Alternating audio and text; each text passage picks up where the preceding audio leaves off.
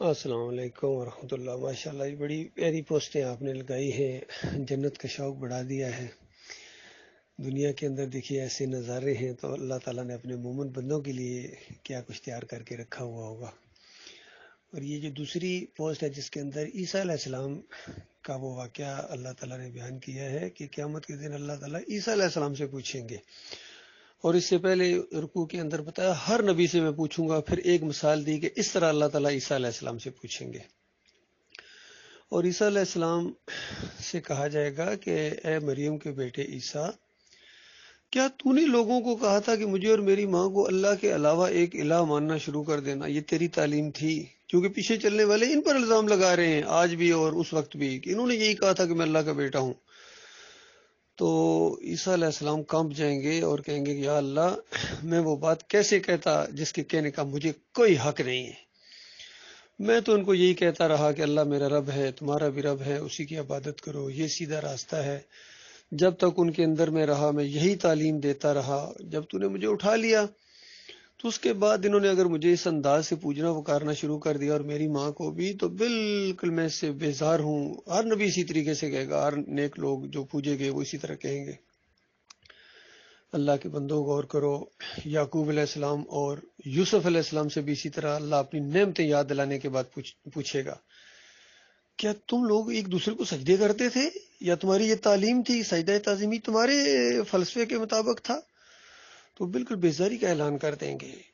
اور چونکہ اللہ تعالیٰ نے کہا کہ اللہ ہر نبی سے پوچھے گا، تو لہذا نبی، آخری نبی محمد صلی اللہ علیہ وسلم، ظاہری بات ہے ان سے بھی اللہ پوچھے گا۔ اور نبی علیہ السلام نے بتایا میں وہی جواب دوں گا جو میرے بھائی عیسیٰ علیہ السلام نے دیا ہے، چونکہ اللہ تعالیٰ عیسیٰ علیہ السلام سے جس انداز سے پوچھے گا، اور وہ جواب جو اللہ تعالیٰ کو دیں گے وہ اللہ نے قرآن میں نقل کر دیا قیامت تک کے لیے پڑھی جانے والی کتاب میں۔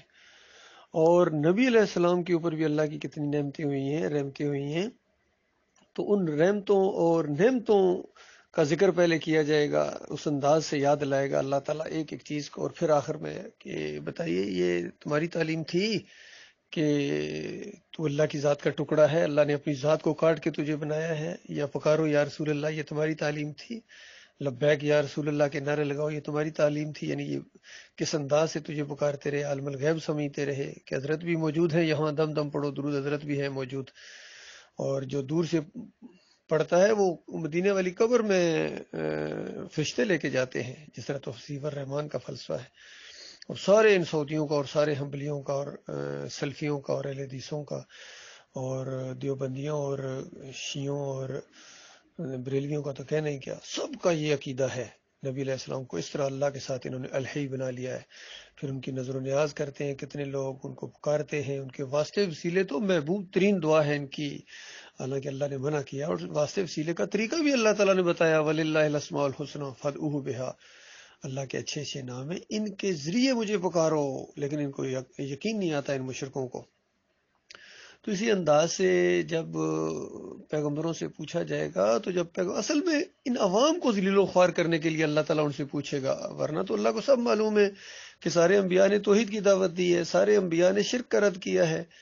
یہ تو بعد والوں نے اپنے عقیدے خراب کیے، برباد کیے، جب خود مشرک بنے تو انبیاء کی طرف انہوں نے اس کو پھیرا کہ وہ بھی ایسے ہی تھے، خود بدکار بنے، بے ایمان جب پیچھے چلنے والے یہ بعد والے، تو انہوں نے اپنے انبیاء کے اوپر بھی الزامات لگایا۔ یہود و نصارہ کی کتابیں بھری پڑی ہیں ایسے الزامات سے، اور یہ مسلمان کے پیچھے رہنے والے تھے۔ ان کے اکابرین نے بھی اسی طرح کے فلسفے دیے ہیں مشرکانہ کہ آدم علیہ السلام کی دعا جو قبول ہوئی ہے وہ نبی علیہ السلام کے واسطے وسیلے سے ہوئی، اس طرح جھوٹی باتوں کے ذریعے، جھوٹی روایتوں کے ذریعے، اور ہمارے اعمال جو ہے نبی علیہ السلام کے یہاں پیش ہوتے ہیں۔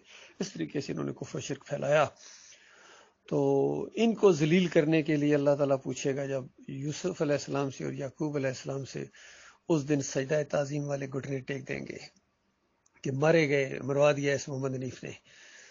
اچھی خاصی دعوت آئی تھی، ایمان کی بات آئی تھی، علم آ گیا تھا کہ یوسف علیہ السلام اور پورے خاندان نے یہ سجدہ شکر کیا ہے اللہ کو، ان مہربانی اور رحمتوں اور برکتوں کی وجہ سے جو اس خاندان کے اوپر اللہ تعالیٰ نے کی۔ وَخَرُّوا لَهُ سُجَّدًا، لہو سجدہ، لہو کی ضمیر اللہ کے لیے، اللہ کے لیے ہے۔ اور یہ سجدہ شکر تھا، یہ سجدہ تعظیمی نہیں تھا۔ سجدہ تعظیمی کا اسلام میں کوئی تصور نہیں ہے۔ انسان انسانوں کو سجدہ کرے، سوال ہی پیدا نہیں ہوتے۔ انسان انسانوں کو سجدے کے لیے نہیں بنے ہیں، یہ اللہ کو سجدے کے لیے بنے ہیں. یہ عزت دار سر صرف ایک ذات کے سامنے جھکے گا، کسی اور کے سامنے بال برابر بھی نہیں جھکے گا. یہ جو کہتے ہیں کہ بادشاہوں کے سامنے تکریمی طور پر جھکا لینا سر، کوئی رکوع کرتا ہے، کوئی سر کو جھکاتا ہے، کوئی سجدے پہ پڑ گیا ہے، سب کے دماغوں کے اندر شرک ہے. ان کے پٹھوں میں، ان کے ریشوں میں، ان کے خلیوں میں، ان کے خون میں، ان کی سانسوں میں شرک ہے بے ایمانوں کی. انہوں نے اللہ کی قدر پہچانی ہی نہیں ہے جس طرح اللہ کی قدر پہچاننے کا حق تھا. ما قدر اللہ حق کا قدرے، انہوں نے اللہ کی قدر نہیں کی ہے.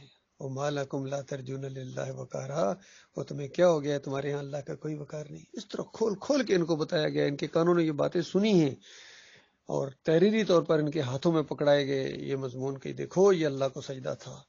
اور ابھی انشاءاللہ ہمارا اللہ رسالہ آ رہا ہے، اس کے اندر تو بہت ہی تفصیل ہے اس معاملے میں. جس کو ایمان خالص چاہیے اس کو پڑھے اور شرک سے بیزاری کا اعلان کر دے. ذرا برابر اس معاملے میں کسی سے نہ ڈرے. اگر جنتوں کے بڑے بڑے محلات حاصل کرنے کا شوق ہے، ان جنت کی نہروں کے اوپر اور دودھ اور شہد کی نہروں اور نتھرے پانی، فلٹرڈ واٹر، یہ نسلیں اور دوسرا پانی کا مقابلہ کرے گا ان نہروں کا، جہاں مومن ہمیشہ ہمیشہ رہیں گے، پھل کھائیں گے، پرندوں کے گوشت کھائیں گے، طرح طرح کی عیش اور آرام کی ایک شاہانہ زندگی ہوگی. جدھر دیکھیں گے بادشاہی، جدھر دیکھیں گے بادشاہی.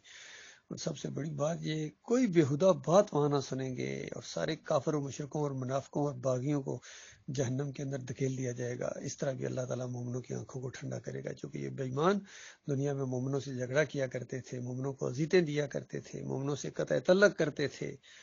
اب چکھو مزے کہا جائے گا، چکھو مزے. اب اپنے اکابرین کے ساتھ، اپنے امیر کے ساتھ اور اپنے سیاسی لیڈروں اور عسکری لیڈر جو بھی ہے، اپنے افسران کے ساتھ ہمیشہ ہمیشہ کی آگ کے اندر رہو. اور اس کے بعد ہتھوڑے مارے جائیں گے اور گھسیٹا جائے گا 70 گز لمبی زنجیر کے اندر. اور ساتھ ہی کہا جائے گا اب چیخو پکار لگائی ہو، موت موت موت موت کو پکارتے ہو، اب موت کو نہیں آنی، ہمیشہ ہمیشہ تم یہاں رہو گے.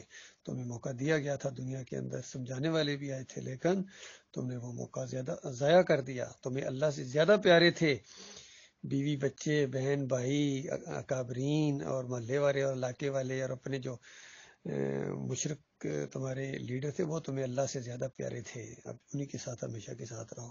یہ کچھ ہونے والا ہے. اللہ تعالیٰ اس خوفناک انجام سے اپنی پناہ میں رکھے.